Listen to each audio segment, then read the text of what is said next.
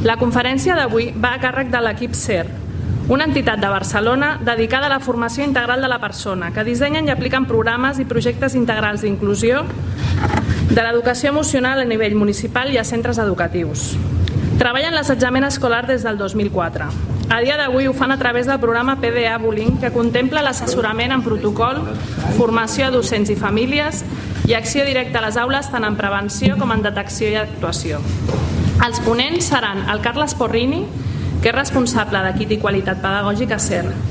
Pedagog d'origen, es dedica sobretot a la formació i a l'assessorament emocional i sistèmic.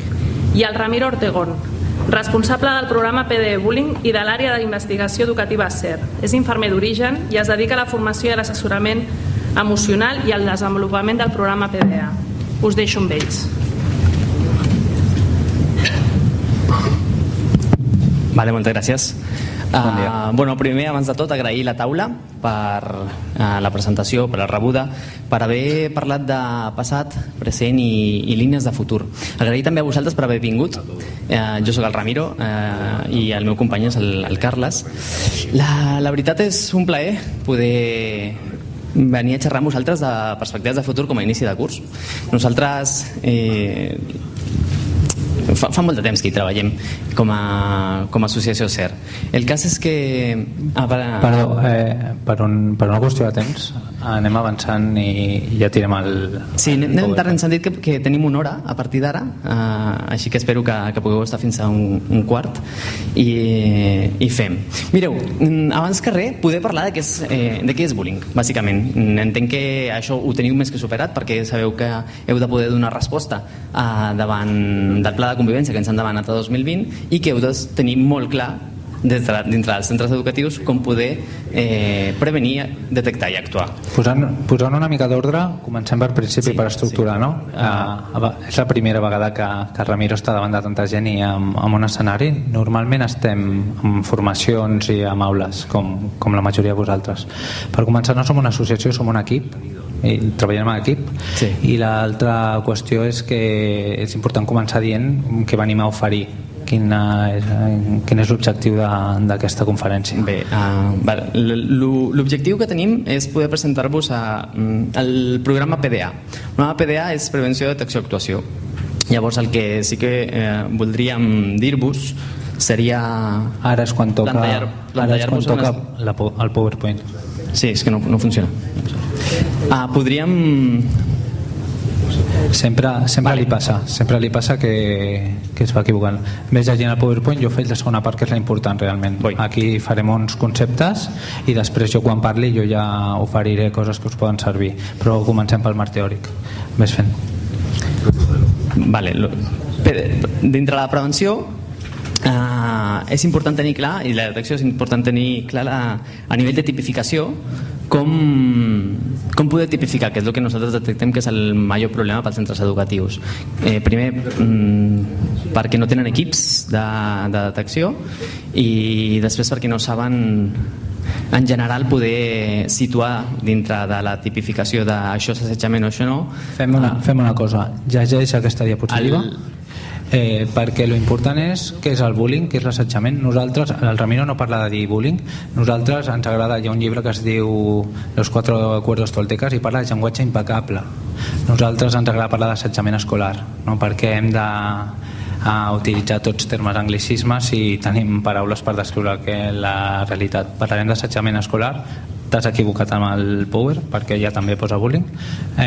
Començarem amb el concepte de bullying i després, si de cas, ja anirem amb la part més d'intervenció. Això dir-vos, l'assetjament implica que hi ha una continuïtat en el temps, implica que ha d'estar dirigit a un subjecte, no pot estar dirigit a més d'una persona a la vegada, sinó que hi ha un ensenyament, un ensayamiento davant d'una persona en concret que està en situació de víctima.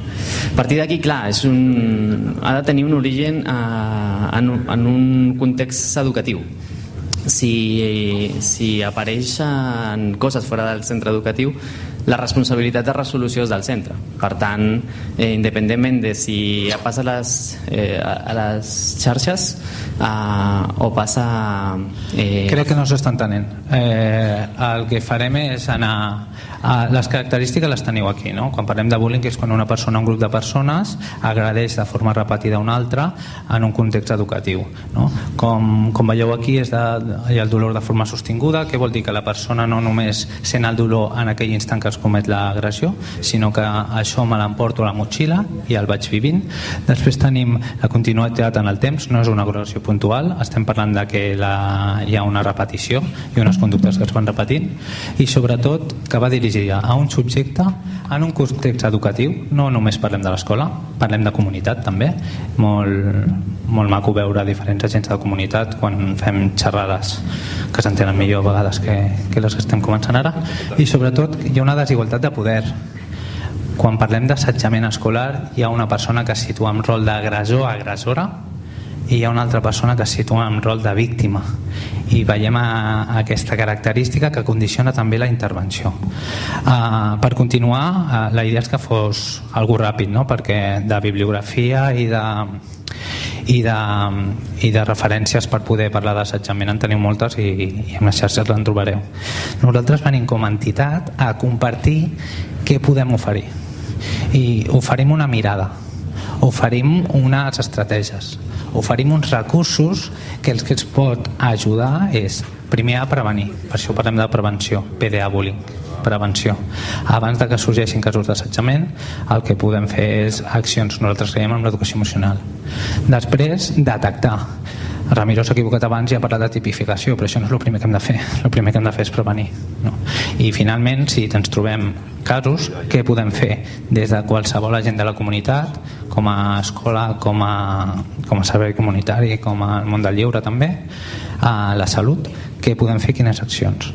És molt important tenir tot el procés, perquè com s'ha equivocat abans només parlàvem ja de què passa quan ens trobem al cas. Tocava... Ramiro, la següent diapo. Aquesta teòricament també li toca, jo vaig al final, que és la part important, però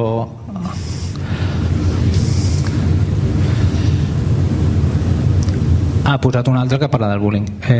Ja us hem explicat el bullying, queda bastant clar. Aquesta no era.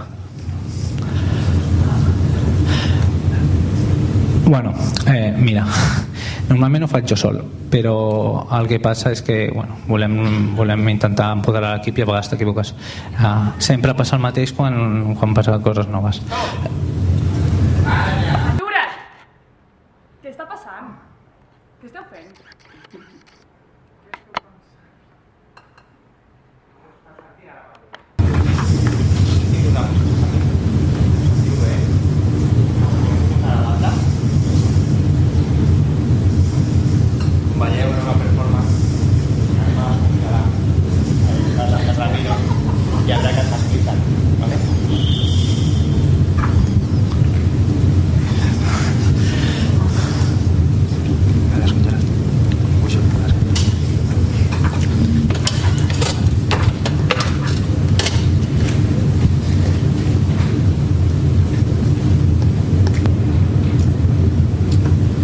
Eso lo podrían explicar.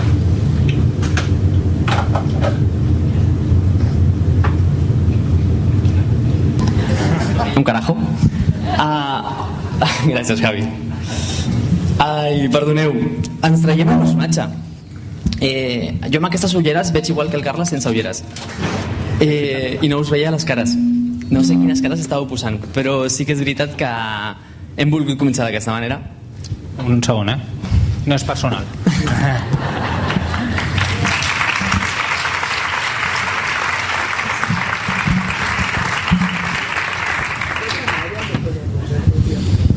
Com esteu? Sou conscients de quines preguntes us han fet? No s'ha sentit gaire. Laura, pots repetir-la? Què està passant? Sergi? Javi? Quines són les tres? Quines? Fent? D'entrada, amb aquestes 3 idees, el Carles us fa unes petites conclusions. La idea és que puguem xerrar i que això sigui una mica interactiu, i ara us explicar també una miqueta el procés de lo que hem intentat viure i amb el temps que teníem, amb molt poquet temps. Tira. Era una performance, en sortim, però coses que hem dit sí que eren reals, no? Venim a compartir. Ens agrada molt iniciar el curs aquí a Cerdanyola posant sobre la taula un tema que nosaltres no creiem en la preocupació, creiem en l'ocupació. És un tema que ens ocupa. Cadascú des del lloc que esteu allà on esteu en el sistema, doncs ens ocupa el tema de l'assetjament, ja sigui des de la prevenció, la detecció o l'actuació. I veníem a compartir com ho treballem. I nosaltres intentem treballar des de la vivència. Amb aquesta estona que hem començat aquesta performance, la idea era oferir una vivència. Potser algú estava pensant, esto es teatro, no? És que t'ha passat un poco, Tenia 10 minuts. Normalment això ho fem en 40, però per gestió del temps 40 minuts, clar, el clímax es pot anar pujant d'una forma més paulatina. Amb 10 minuts has d'anar més ràpid. Però hi ha algú que se lo ha creído. Esto... Chica más. Vale, tenemos que subir la media. Esperem que sí, diuen, Com no sea d'esto... La segona qüestió era i com em feia sentir el que veia. Eren emocions de benestar o de malestar? Malestar. Estava a punt. Això ho tenim controlat. Si algú està a punt de marxar ja ho parem. Bueno, sí tu, perquè jo no veia, Això és el que passa quan hi ha assetjament. Que tothom ho veu i d'una forma o una altra ens connecta amb el malestar. Potser faig que no ho veig, potser em genera una creença que esto és un juego però no és un juego, perquè en el joc juguem tots i quan hi ha algú que no juga i s'ho passa bé hi ha una agressió. I finalment, què hem fet? Res. I no venim aquí a connectar amb la culpa, però sí que venim a posar sobre la taula que quan hi ha casos d'assetjament sovint no es fa res. I no es fa res perquè hi ha unes creences, unes emocions que ens enganxen. La idea era començar amb això d'aquí també és real. Nosaltres partim del concepte de bullying amb aquests paràmetres i sobretot proposar reptes i possibilitats per PDA bullying. És veritat. De fet, avui la idea que portem per vosaltres per poder iniciar curs amb ganes és també amb el que us ha convertit a la taula, que era full de ruta. I un full de ruta que ens planteja una sèrie de reptes. Llavors, deixant clar què és i què no és en tema d'assetjament escolar, tot i que sempre hem de tenir clar que estem donant resposta a almenys als 4 protocols que tenim penjats a la Generalitat. Teniu localitzats quins són aquests 4 protocols davant la violència? O no? Tenim protocol davant de l'assetjament escolar, que li diuen, protocol davant del ciberassetjament, protocol en temes d'assetjament per temes LGTBI, bueno, jo dic LGTT i el de la Generalitat, si no m'equivoco, és LGTBI. Sí? L? Lesbiana? G? Gay? T? Si no m'equivoco sols té una T, que és transsexual. Si fiquem una altra T podem parlar de transgènere, vale? I intersexual, vale? Hi ha va sortir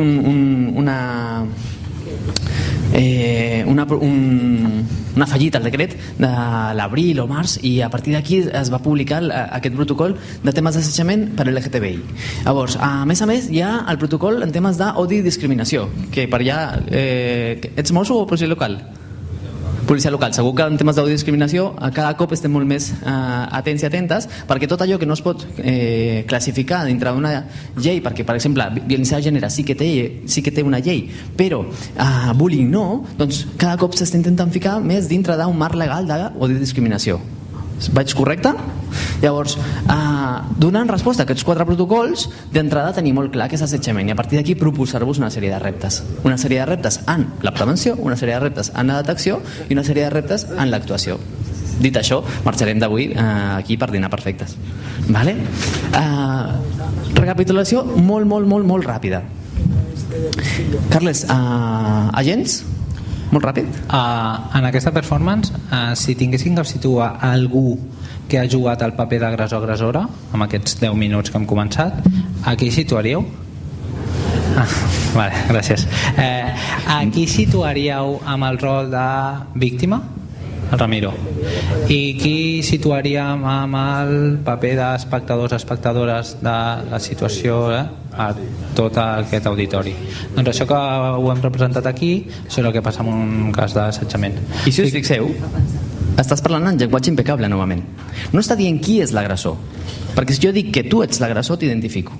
En canvi, el Carles ha mencionat abans llenguatge impecable, i això vol dir que estàs en rol d'agressor, perquè si jo et dic que tu estàs en rol de, llavors és una invitació que us fem, canviem el llenguatge, tu estàs en rol d'agressor, agressora, no t'identifico i tu tens la possibilitat de sortir d'aquest rol. Us hi fixeu? La forma de parlar del Carles? Nosaltres quan treballem la mirada, la primera mirada és la d'un mateix. Una pregunta que ens podem generar és: quina és la meva mirada vers la persona que ocupa el rol de víctima? I què em genera? Quina és la meva mirada amb la persona que ocupa el rol d'agressor o agressora? I què em genera? Perquè aquest és el meu punt de partida. Si acompanyo processos de restauració, com més endavant podem veure. I finalment els espectadors, espectadores. Nosaltres, quan treballem tant des de la prevenció, la detecció i l'actuació, treballem amb tots els agents implicats. Seria una intervenció sesgada només treballar amb un dels agents implicats.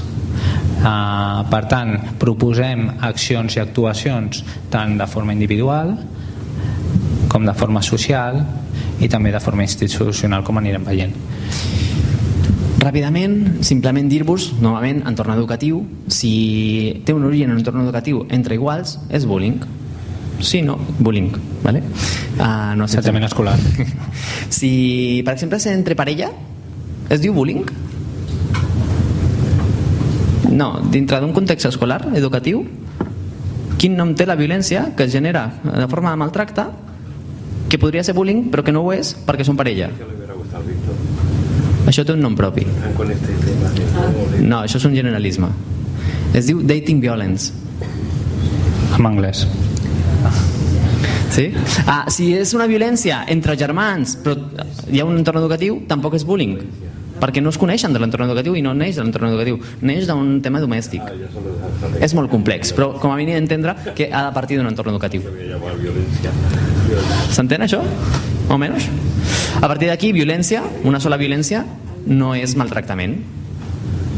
Us heu fixat que el Carles, el personatge del Ramiro que estava en posició de víctima, aquest d'aquí, tota l'estona deia: és que tu has deixat un altre cop, és que això ja t'havia passat, això és continuïtat. No és casual, està preparat això, sí. Però sí que és cert que la diferència entre un conflicte puntual, que també s'ha de gestionar, i fer la prevenció que parla Gascon i també ens afegim nosaltres, etc., les cartes que utilitzem poden coincidir o no amb si la situació no és un cas d'assetjament. Per tant, és important limitar i tipificar quin és el tipus de violència i maltractament per saber quines cartes hem de jugar o no. A partir d'aquí ho sostingut, i simplement dir-vos una idea sobre el tema de la intencionalitat. La intencionalitat és el que normalment a vosaltres us serveix per poder dir que això és bullying o no. El que passa és que posem l'alerta des de ser en 3 espais en els que hem de tenir un mínim respecte a la diferència envers aquesta definició d'intencionalitat. I és que és possible, o almenys s'ho hauria de valorar molt bé, que no hi hagi intencionalitat en alguns casos. Cas número 1, per exemple, en l'educació infantil. Podríem arribar a tipificar un cas d'assetjament escolar amb menys de 7 anys, fins i tot, però no trobaríem intencionalitat. Això podria passar. I si trobeu si veieu altres autors, autores, ningú diu que menys de 7 anys pugui haver-hi bullying. Nosaltres creiem que sí, però hem de fer una anàlisi molt acurat. En educació infantil, en la descoberta de la relació, això seria la primera idea, fora de que hi hagi intenció. 2, podria haver-hi no intenció en un tema de violència de lo que diuen ciberbullying, que és un tema de xarxes. Com que hi ha una despersonificació molt gran de la identitat digital, és possible que jo generi una agressió en la que no tingui intenció de danyar, almenys tampoc tinc consciència de dany, però clar, sí que és un maltractament. S'entén això? 3. En casos d'educació especial, podria passar que hi hagués una situació de salut mental X en un noi noia que no li permeti tenir consciència ni intenció de dany, però tot i així faci violència continuada. En aquests 3 casos, la intencionalitat no està dintre de la definició sí o sí. Hauríem de revisar-ho molt bé i per això s'ha d'estar molt ben format. Más o menos? Com aneu? Bien? Posa la següent. Parla tu de mirada. Per gestió del temps, estem compartint mirada, recursos i la mirada que tenim connecta amb el benestar. La idea és que hem d'activar com a educadors i educadores a nivell individual, social i de tota l'entitat educativa per generar en el nostre model salutogènic benestar. Si nosaltres activem què és un actiu? És tota aquella capacitat, habilitat que tenim i que juguem i que posem en marxa, que ens ajuda a connectar amb el benestar. Quan una persona se sent bé, no té necessitat de fer mal a una altra. Per tant, quan hi ha casos d'assetjament, amb tots aquests exemples que posava abans el Ramiro, la pregunta és: en què ens quedem? Amb les conductes? O ampliem la mirada i anem allà a veure què és el que hi ha darrere? Què és el que fa que tingui la necessitat de fer mal a un altre? La proposta que tenim és activar els diferents agents per les 3 fases: prevenció, detecció i avaluació. Aquest acte és un actiu, un recurs que sosté i potencia el benestar a nivell institucional. Que vosaltres tingueu un programa i un protocol dintre del vostre centre educatiu és un actiu institucional. Que el vostre professorat estigui format és un actiu social, perquè vol dir que el grup pot donar resposta. Les habilitats, capacitats, aptituds, fortaleses, virtuts que ha parlat el Carles són actius personals i per tant si desenvolupeu habilitats socioemocionals, per exemple, o les pròpies habilitats acadèmiques, són un actiu individual que us permeten poder donar resposta a través dels canals de comunicació social que estan definits en el protocol institucional. Volem saber preventivament a nivell de detecció i a nivell d'actuació dintre de cada actiu o cada nivell d'intervenció que diem nosaltres, com està i com esteu vosaltres. I us hauríeu de fer aquesta pregunta: institucionalment, a nivell d'institució, vaig bé a nivell de prevenció? Vaig bé a nivell de detecció? Vaig bé a nivell d'actuació? A nivell social, a nivell individual? Per què? Perquè al final el que estarem buscant, si el Carles ha parlat d'un model de benestar, és ser capaços i capaces de poder potenciar factors protectors, factors relacionals, factors motivacionals, etc. No sols mirar factors de risc. La proposta que us portem nosaltres és poder enfocar-nos en aquests factors protectors, en aquests actius cap al benestar, dintre de cada nivell. No ho veureu perquè pensàvem que seria una miqueta més gran el projector, però aquí hi parla de totes aquelles persones amb les que hem de donar resposta i actuació. Per exemple, a nivell institucional, algú ho veu? Aquí. Quien no lo vea le dejo las gafas mías, de momento. Parlem de treballs amb equip directiu, equip docent, entitats de servei, per exemple, des de persones i serveis que ens donen suport en el transport escolar, en el lleure, en el menjador, a nivell de serveis de neteja, etc. Després, a nivell de les famílies, no sols la família que està o que té un nen en un rol de víctima, ni sols la família que està en una situació d'un nen en un rol d'agressor-agressora, sinó també les famílies del grup CAS. Ràpidament, heu tingut casos d'assetjament als vostres centres? Mà aixecada? Home, sí. Si és que hay en todos. No patiu. L'important és ser capaços de donar resposta. Dintre d'aquests casos, i dels que coneixeu d'altres, clar, és possible que en algun moment no s'hagi treballat amb la família, amb el grup de famílies del grup CAS? Doncs s'ha de treballar. Si no es treballa, s'ha de treballar. Què és el grup CAS? Carles, què és el grup CAS? Al grup on podem detectar que hi ha aquell cas de grup classe on hi ha el cas d'assetjament que hem detectat. 5è A. Llavors, amb el grup class hauríem de treballar també ja no tant a detecció, perquè ja hem detectat el cas, sinó a l'última fase, que seria l'actuació. Clar, penseu que l'assetjament és un fenomen de grup, per tant s'ha de sanar des del grup. Si tu no treballes des del grup, el cas no està solventat, perquè no hi ha assetjament si no hi ha grup. Per tant, has de treballar amb el grup. I després, si això ha saltat fora d'aquest grup, has de treballar amb tot el col·lectiu d'infants i joves que estan en l'entorn. Però s'ha de treballar amb tothom. S'ha de treballar també amb el cercle de recolzament de la víctima i amb el cercle de recolzament de la persona en rol d'agressor-agressora, a més de les persones que han estat en aquesta situació de victimització i en aquesta situació d'agressor-agressora. S'ha de treballar amb un munt de gent. I sabeu què? Ho fem nosaltres almenys des d'una proposta i una mirada d'educació emocional. Per tant, com que veníem aquí des d'aquesta mirada, la idea és poder presentar-vos una miqueta com ho veiem nosaltres. I quasi te diria que jo començo a baixar d'aquí. Estic molt a dalt. Posa'm l'altre. La proposta que veníem a oferir, a treballar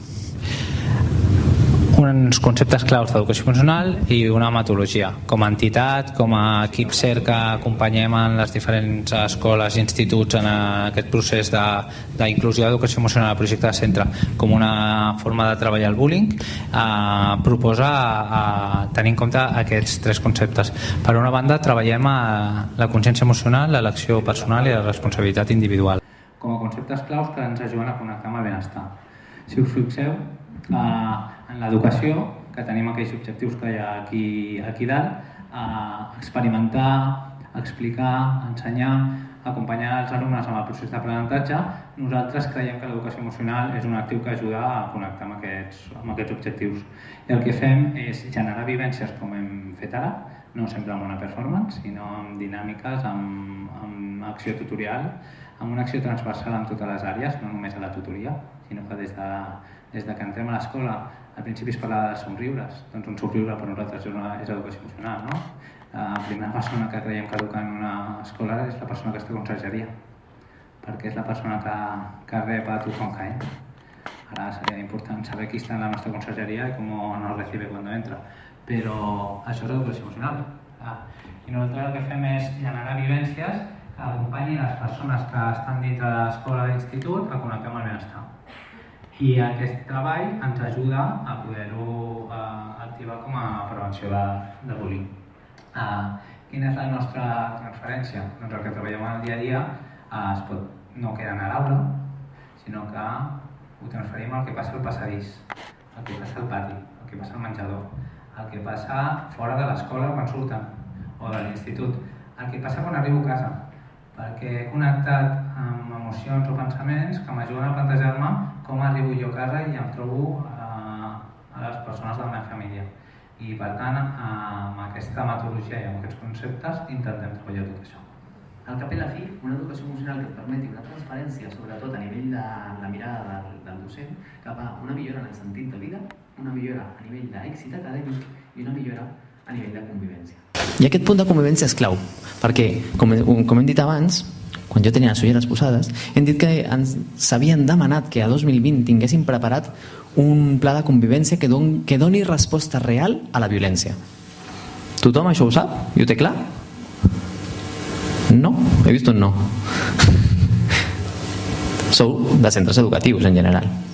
I per tant, que sapigueu que tenim feina per davant. Perquè qui no tingui un pla de convivència ja va tarde. I qui en aquest pla de convivència no sàpiga donar resposta real a la violència, doncs encara té una oportunitat de poder engegar-ho. Aquest any, de fet, tothom s'hi està posant. Llavors, en aquest pla de convivència, el que volem proposar o el que volem tenir ben lligat és què estem fent per la prevenció, què estem fent per la detecció i què estem fent per l'actuació. I aquest és el nostre protocol PDA Bullying. Que de fet això ho trobeu fàcil tot a pdabullying.com, ho teniu allà. Allà teniu recursos, teniu un mapa on podeu situar diferents actius de ciutat i de més. Ja fareu una ullada. Ara, en la prevenció parlem que ha d'haver dos conceptes claus. És prevenció quan fem prevenció i sensibilització, a grans rasgos. Tothom entén la prevenció? Aixequeu mà, porfi, que així. He aixecat perquè no l'enteneu o perquè sí? Per què no? Per tant, els que no l'heu aixecat, la podeu explicar, no? No? Prevenció, per entendre'ns fàcil, és desenvolupament d'habilitats. Aquí és on el Carles parlava de Gascon, com a autor de referència. Vale? Però després està a nivell de sensibilització. Us farem una proposta de repte en prevenció. Sí? Aixequeu mà. Als vostres centres educatius, tothom treballa preventivament, ara que ja sabeu que això és desenvolupament d'habilitats socioemocionals i morals? Que aixequi la mà qui treballa això. Bien. Èxito. Que aixequi la mà qui faci accions específiques per la sensibilització. Cada any. Treballeu bé, Això què vol dir? Que si no aixequem la mà és perquè o no som conscients de que sí que ho fem o no ho tenim ben situat dintre del nostre protocol mental. Per tant, hi hem de treballar per poder situar-ho. Sí? Teniu aquí un repte maco. A partir d'aquí, detecció. Hem de tenir eines per la detecció. Eines, per exemple, fer sociogrames psicopedagògics 1 o 2 cops a l'any. Aquest el coneix tothom. El coneixeu, que sí? Però n'hi ha molt més. Eines davant d'una situació de risc. Si jo no tinc un equip que estigui especialitzat en donar resposta, que pot ser a l'equip de la Comissió de Convivència o pot ser un altre, i que a més estigui format específicament, llavors tinc una oportunitat de tenir un equip que doni resposta i que estigui format específicament. Aixequeu la mà. Quants dels vostres equips que donen resposta davant la violència estan formats específicament per donar resposta i tipificar un cas d'assetjament? Tenim una oportunitat gran per davant.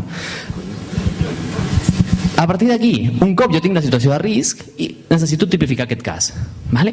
Llavors, quants de vosaltres treballeu amb un model de tipificació? Tenim una gran oportunitat davant. Un cop ho has tipificat, ja tens un cas i dones resposta, actues. Per tant, 3 punts per dir que això està sanat. El que està sanat, sanat. I per poder sanar-ho, el primer és aturar la violència. Aturar la violència. Un cop aturo la violència, això tot ho teniu a la pàgina web. Un cop aturo la violència, protegir els implicats i implicades. Protegeixo la persona en rol d'agressor perquè no se la criminalitzi, protegeixo a la persona en rol de víctima perquè no es revictimitzi i lògicament no vagi a més perquè hem aturat la violència, i protegeixo els espectadors i espectadores perquè no es tornin contra ells, elles. Un cop aturat i protegit, aturat la violència, protegir els implicats, activo el benestar. Què vol dir activar el benestar? Ara ja estic parlant molt, ¿Us puc fer una pregunta repetitiva en castellano? Es que soy castellano pensante y funciona mejor. ¿Sí? Con ánimo de respuesta, ¿vale? Venga, va. ¿Para qué estáis aquí? ¿Para qué queréis aprender? ¿Para qué queréis mejorar? ¿Para qué queréis mejorar hacia el bienestar? Para. ¿Para què voleu estar bé amb els alumnes? ¿Para què estàs aquí? ¿Para què vols aprendre? ¿Para què vols sentir-te millor? Per gaudir. ¿Para què vols estar bé sentint-te millor? ¿Para què estàs aquí? ¿Para què estàs aquí? Per gaudir. Qui vulgui. Para aprender. ¿Para qué vols aprendre? ¿Para qué quieres hacer mejor tu vida? ¿Pots dir-ho en castellà? Perfecto. ¿Para qué quieres que tus alumnos estén mejor? ¿Para qué quieres que se formen bien como personas? ¿Para qué quieres crear una sociedad más justa? ¿Para qué quieres vivir todos mejor? ¿Para qué quieres acabar con las injusticias? Dale, que llegamos a un punto de verdad. Sería aburrido. Antes de las 2. Antes de las dos, sí. ¿Para qué?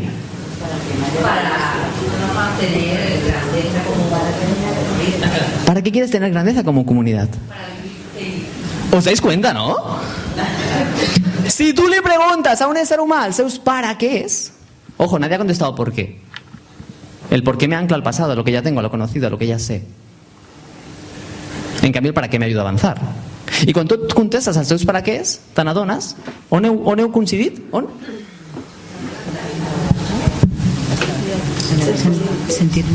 Sentirnos mejor, felicidad, estar bien. Per tant, què actives? El benestar. Oye, que ha habido un caso y que paramos la violencia, ¿vale? Pero, ¿sabes qué? Cap a on volem anar? Cap a estar bé. Activo el benestar en el grup. I un cop activo, implico a tothom per poder reparar el dolor i restaurar el benestar general. Un cop reparo dolor i restauro benestar, està sanat. Quants de vosaltres teniu eines per reparar el dolor i restaurar el benestar al vostre centre? Tenim un gran repte per davant. Carles. Després de tantes preguntes, jo n'afegeixo una. I per a què fem tot això? Clar, la idea no és marxar amb el cap ficat o amb el cap ple de fum, ara com estic amb la realitat del meu centre o des del meu lloc, no? Però sí que veníem a compartir la mirada general, perquè pot ser no un punt de partida, perquè potser hi ha en centres o entitats que ja esteu treballant amb cadascuna d'aquestes fases, sinó és un punt d'aturar-nos, de prendre consciència, de fer-nos una revisió, de mirar cap a dintre.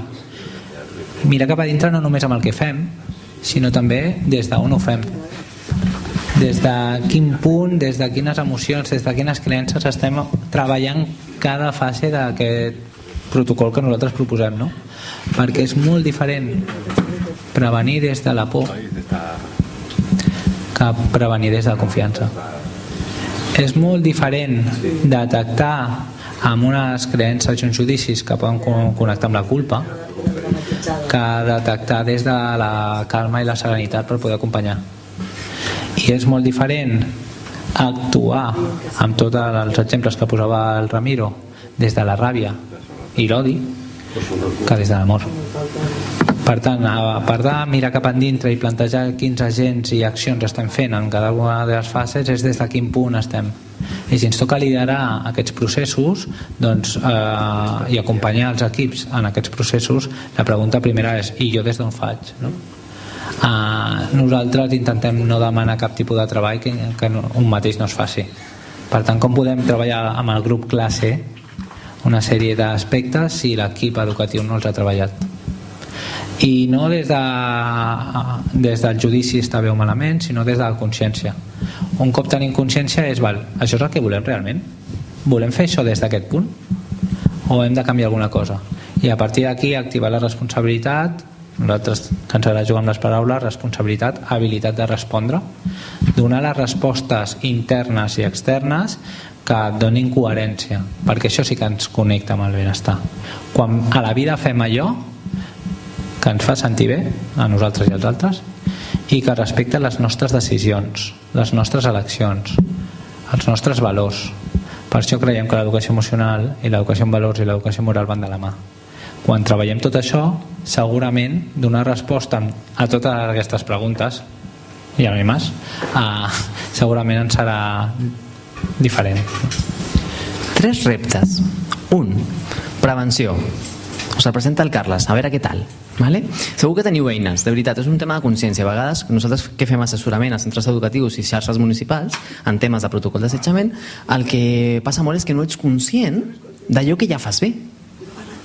Llavors, repte en prevenció. Anem allà. Sí, me deja. Ara. Una mica per anar estructurant les coses que ja es van dient, no? Quan nosaltres parlem de prevenció en educació emocional, parlàvem de prevenció, com totes aquelles accions i intervencions que és per desenvolupar habilitats i capacitats socioemocionals que connecten amb el benestar. Partint d'aquest triangle que us comentava ara.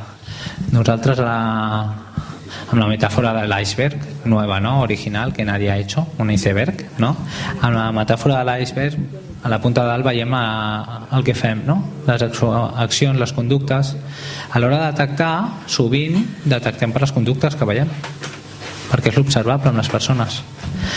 Aquesta part, la més observable, és la de dalt, però el que no es veu són les emocions i els pensaments que estan dintre la persona.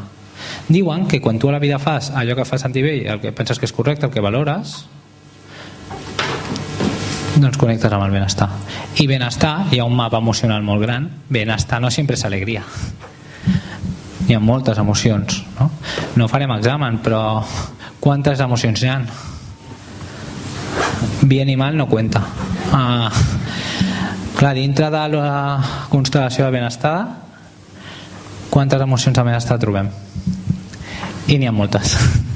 Dintre del malestar també hi ha moltes. Hi ha unes primàries, amor, alegria, por, tristesa, però podríem detectar matisos. A vegades els deures és, o la pregunta és, tinc vocabulari emocional? Perquè per treballar a detectar l'emoció, donar-li consciència, doncs nosaltres posem focus aquí. Quines creences tinc? Quines són les meves creences? A baix hi ha una creença que no suma amb tot el tema d'assetjament. Jo no puc fer res.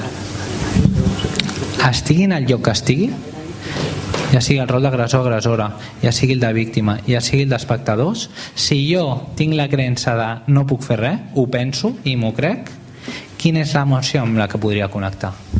I aquí faig un parèntesi. Aneu-vos a la performance un segon. És possible que a algú de vosaltres se li hagi passat pel cap, conscient o inconscientment, aquesta creença mentre estàveu aquí asseguts i aquí estava passant alguna cosa? El jo no puc fer res? Veu algun sí, algun no? Sí.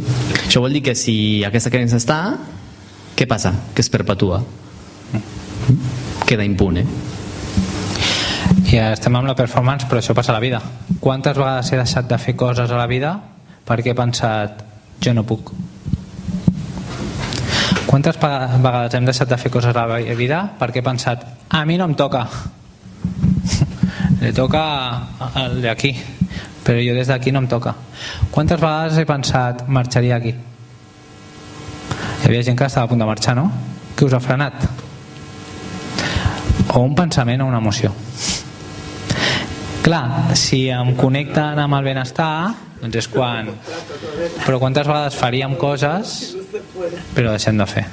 I a vegades què podríem fer? Escolta, para. Amb el to que li parles a mi em genera incomoditat. I si m'ho diguessis a mi, em sentaria malament. Això ja és una acció diferent. Clar, què implica? Que hem treballat aquella creença. Potser sí que puc fer alguna cosa. Doncs tot això són aspectes que treballem no només amb els nanos, sinó també amb els equips educatius i no només al claustre de la docent. Amb el menjador i el pati passen moltes coses. Hem dit l'equip de menjadors. Havia pensat en l'equip de menjador com unes persones del centre que és important treballar això? Ho havia pensat? Perquè és una de les preguntes que fem quan anem a fer aquest acompanyament. A aspectes formatius els incloem quan fan les formacions d'aquests temes a l'equip de menjador i pati o d'extraescolars? Ostres, no ho havia pensat. Presa consciència, doncs ara ja tens la pregunta, quina és la resposta que li dones. La prevenció seria això. La sensibilització, aquí sí que ja posem la paraula bullying, assetjament, de dir, fixeu-vos que quan hi ha bullying, quan passa bullying, una de les preguntes era què està passant, tot allò que passa fora ens allunya del benestar. I hi ha unes creences com el jo no puc fer res, com el ser xivato, un altre que hem de trencar, el xivato. Moltes vegades diria algú, però com me creo que esto es ser xivato, me lo callo. I no és qüestió de dir-li què ha de fer.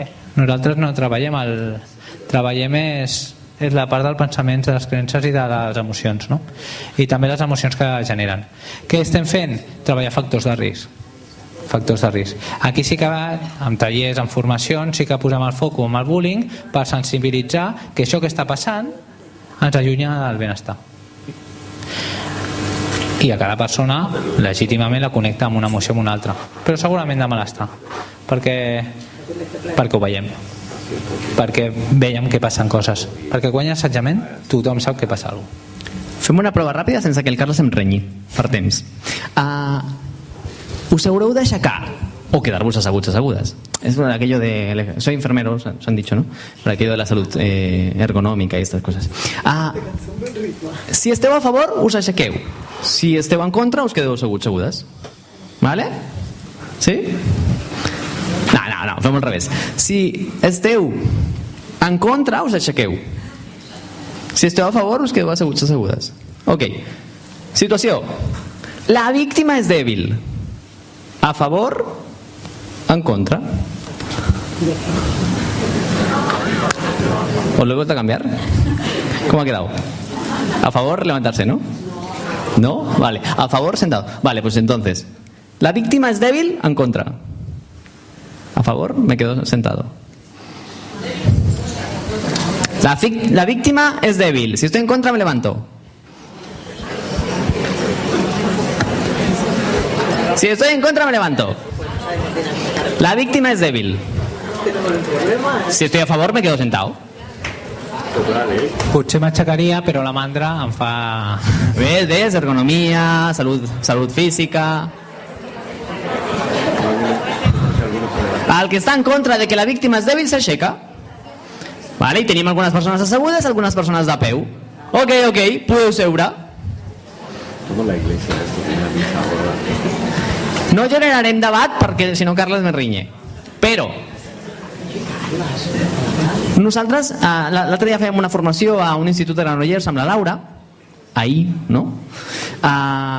Companya de l'equip, i hi havia un profe que tu, Laura, li vas fer una devolució molt maca, que era que hi havia algunes situacions en les que havíem de treballar amb fermesa davant de la violència. Cert, simplement per dir-vos, no vol dir que ni una cosa estigui bé ni l'altra, però cert sí que tenim fermesa davant d'això i creiem que la víctima no és dèbil. L'exemple és de la performance. El Ramiro de les Ulleres havia començat com una persona, diríem, entre cometes, dèbil, o amb habilitats comunicatives i bé. I el que hem volgut representar és que s'anava apocant. No vol dir que la víctima, per nosaltres, Carles, jo, tot el nostre equip CER, pensem que la víctima no és dèbil, sinó que podés trobar una situació de vulnerabilitat. Però això no vol dir que sigui dèbil. Per tant, creença trencada. Per nosaltres, CER no és dèbil, està en una situació de vulnerabilitat. Perquè si jo crec que és dèbil, doncs igual no té força per sortir-se'n. Si connectem això amb com jo miro a la persona que està en el rol de víctima, si penso que és dèbil i la miro des de la pena, la llàstima, nosaltres també creiem que hem de legitimar qualsevol emoció. Li dono lloc a aquesta pena, a aquesta llàstima, que la sento, però el treball no és de l'altre. El treball és meu per com transformo aquesta pena, llàstima, perquè pugui acompanyar l'empoderament de la persona a sortir d'aquest apocament. I aquest és un treball intern. I si li dono lloc i espai a aquest procés, segurament la intervenció amb l'alumne serà diferent. I tot comença per una pregunta. Des de quin lloc miro a la persona que està en la situació de víctima? És aquest el lloc que la vull mirar? Voldria fer un canvi? Estava en prevenció, no? Doncs hi va por ahí. Això ho treballem tant en famílies com amb alumnat, com amb equips docents i educatius, és a dir, amb qualsevol agent de la comunitat. A Barcelona fem una pla de formació amb la Guàrdia Urbana com a agents comunitaris i treballem aquests triangles, perquè parlem d'intervenció institucional i més enllà de les parets, més enllà de les parets de l'escola. Per tant, des d'una mirada sistèmica, incloent a tots els elements que juguen a la vida. Resumint, repte per poder passar cap a la detecció. Tenim el repte de poder treballar la prevenció, que nosaltres almenys la veiem com el desenvolupament d'habilitats socioemocionals que ens permetin fer que la meva emoció treballi cap al meu benestar, el meu pensament treballi cap al meu benestar i les meves accions treballin cap al meu benestar. A partir d'aquí, des d'aquest desenvolupament socioemocional i moral, estic treballant factors protectors des de la prevenció. Repte 2, sensibilització. Realitzar accions sensibilitzadores que ajudin a reparar les emocions que no t'apropen al benestar, restaurar pensaments, mirades, canviar les creences i, lògicament, que deixi d'haver accions com violència que m'allunyi del meu benestar. Accions sensibilitzadores cada any amb professorat, famílies i alumnat. Repte clar? Sí? A partir d'aquí, detecció. I me mojo. con un reto que quizá conseguimos de aquí 10 anys, per tant no patiu. A nivell de detecció, parlem de vies de comunicació. I llavors resulta que totes aquelles vies de comunicació que jo conegui, que ja us digo que podríamos mencionar unas 20 y pico, hay de saber si estan obertes o estan tancades. Per exemple, si jo tinc una via presencial, confidencial o anònima tancada, he d'assumir que jo, al meu centre, no tinc aquesta via oberta. Per exemple, una bústia a classe. Una bústia física on em puguin deixar, sempre filtrat pel tutor o tutora, un missatge confidencial o anònim. Si no ho tinc una via de comunicació tancada. I quantes més vies de comunicació tancades tingui, pitjor. Porque no habéis oído aquello de ay, es que el bullying pasa donde no lo ves. No se ve. Vale, pues estate donde se ve. Igual es que no estàs donde tiene que estar. S'entén? Llavors, repte, home, una via de comunicació són les aplicacions mòbils. Perquè a través d'aplicacions, a través de la xarxa, ens comuniquem amb els nostres alumnes. I resulta que els nostres alumnes, també les famílies, estan a la xarxa. Per tant, repte, que el centre educatiu hi participi. És lluny i és petit, però hauríeu de conèixer totes les aplicacions que estan aquí projectades. Que aixequi la mà qui les coneix totes.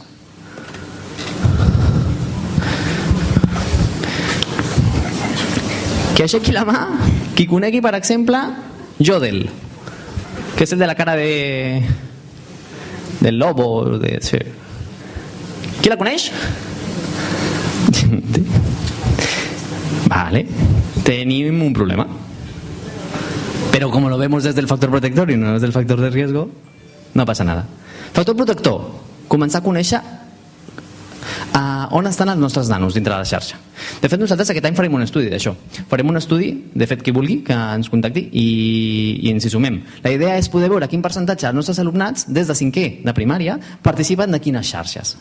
Qui sou de primària? Vale. Per tant, 5è, 6è, ojo, també és interessant perquè també estan. Qui sou de secundària, la resta? I els que no heu aixecat la mà, sou d'entorn de lleure o altres entorns educatius? Infants, ok.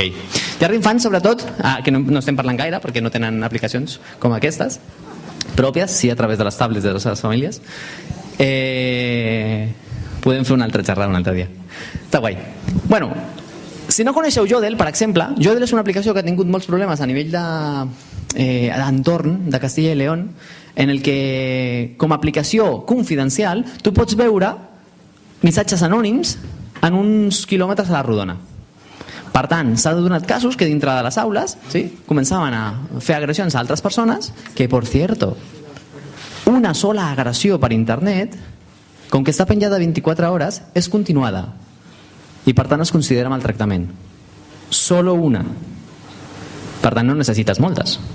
Si pengen això Jodel, ho veu tothom, però tu no saps qui ho ha dit.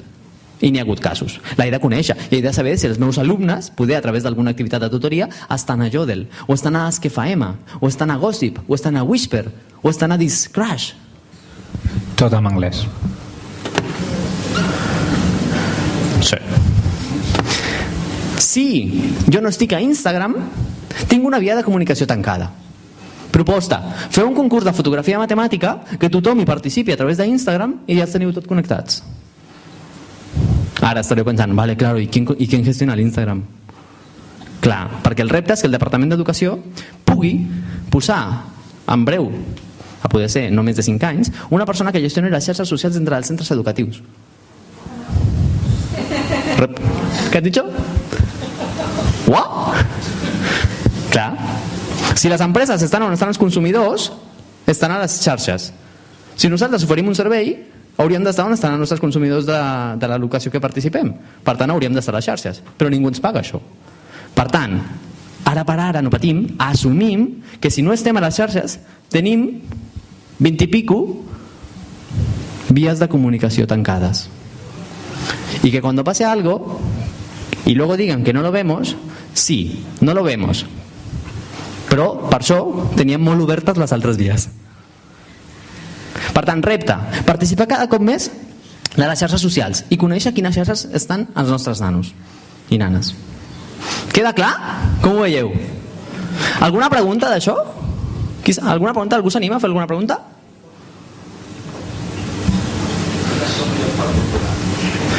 Ninguna perquè no tienes que controlar. Control, parental click. Parental click que no està aquí. Però no parlem de control. El Carles, per exemple, mencionava el no control. Poder parlaríem de vigilància, des d'aquesta perspectiva de benestar, parlaríem de presència, estar presents, i parlaríem de supervisió. Llavors, a partir d'aquí, tu pots controlar o gestionar la xarxa. Des d'un procés de gestió, les que més hauríem d'estar, lògicament, són WhatsApp, d'alguna manera, tot i que és molt difícil estar dintre la xarxa de WhatsApp dels nanos, que ens trobem, no sé, us haureu trobat segur, recordo Ferreria, a un institut d'aquí de Montcada, que fem jornades de sensibilització i fem molt... Hi havia... Entraven a primer d'ESO amb un grup de 180 nanos de tots els licets de tot Montcada. Un grup de WhatsApp.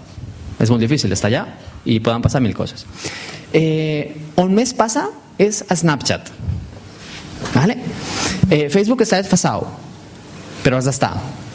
I després Instagram. Ara, aquestes d'aquí, que nosaltres de fet ho tenim classificat per risc, són xarxes que ens donen risc. Primer, en temes de bullying i ciberbullying, que per nosaltres és el mateix, simplement és la forma en què apliques o fas l'agressió. I després, temes de ciberbaiting. Què és el ciberbaiting? Ciberbaiting és la violència cap a vosaltres com a professorat. Quan els alumnes es fiquen, per exemple, amb vosaltres a través de les xarxes. Això es diu ciberbaiting. Però també tenen un risc important de grooming. Què és el grooming? Aixequi la mà, qui sap qui és el grooming? Grooming és quan una persona adulta es guanya la confiança d'una persona menor d'edat per generalment abusar sexualment. I després n'hi ha algunes que tenen més risc de sexting sense protecció.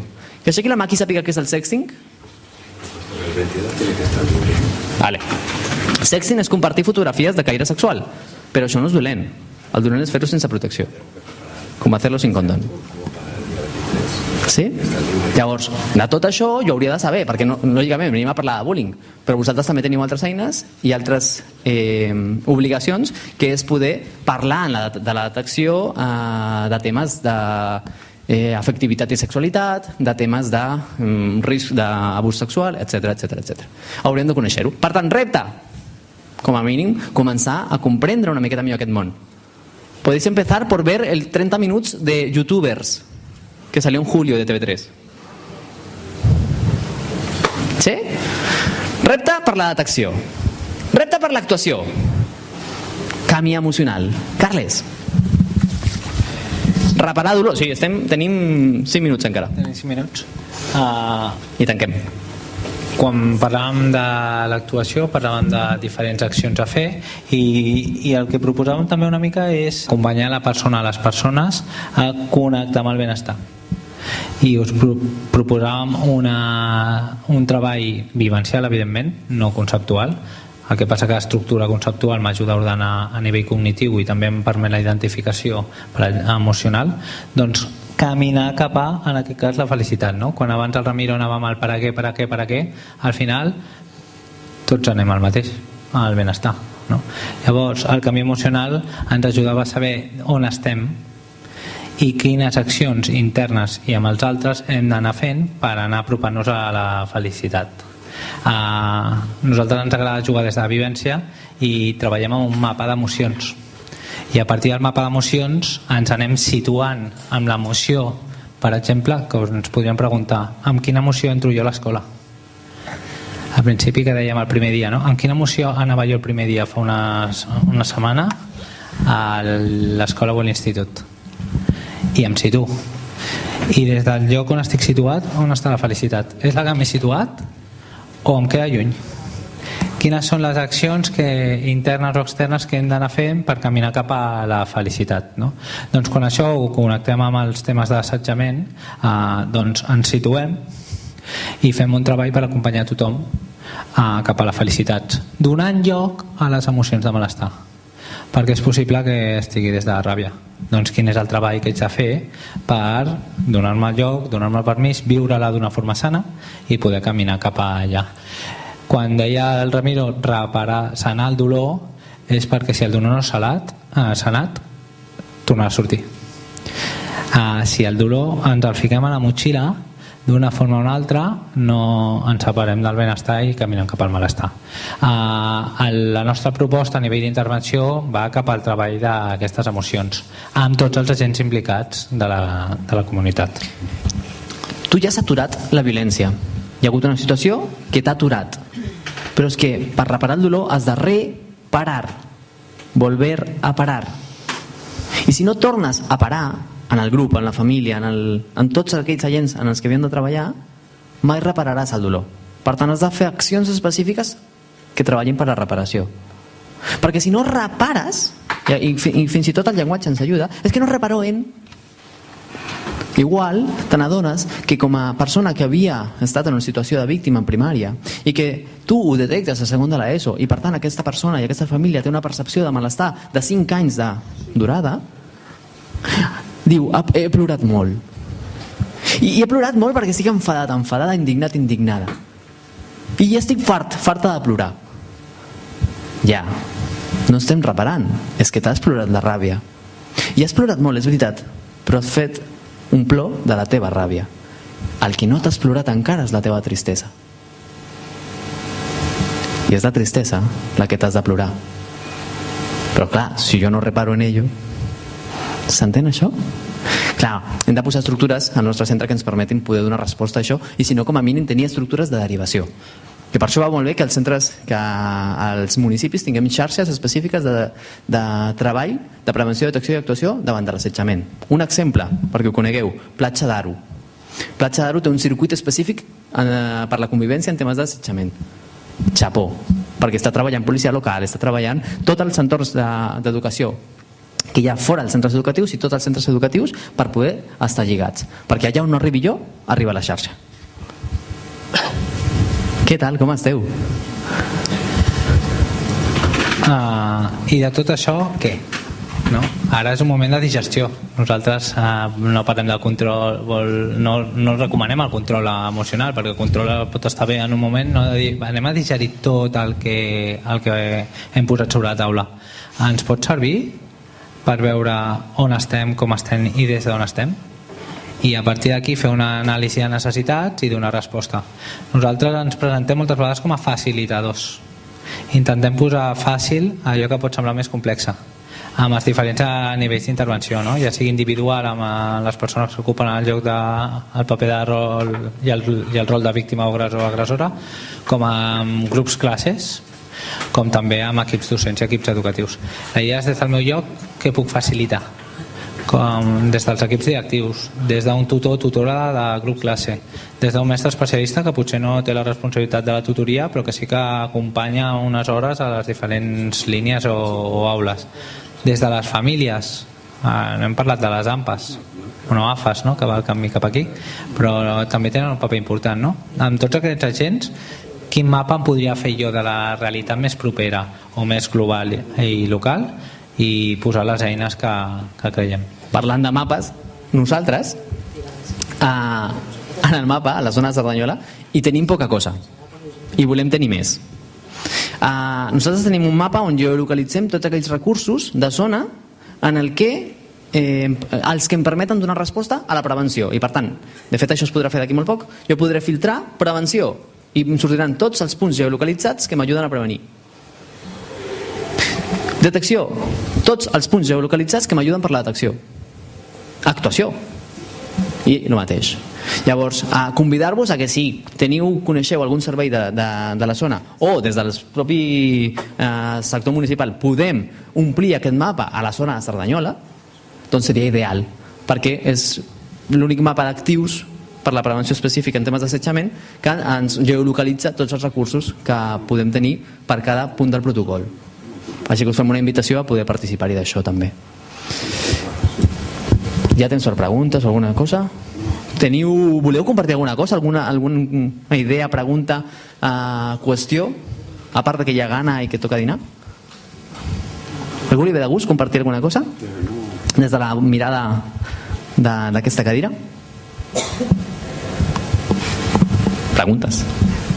Ahí tens algo? Ei. Doncs si no és així, entenc que per la nostra part un plaer haver estat amb vosaltres i desitjar-vos molt bon curs, a part de molt bona diada. Moltes gràcies.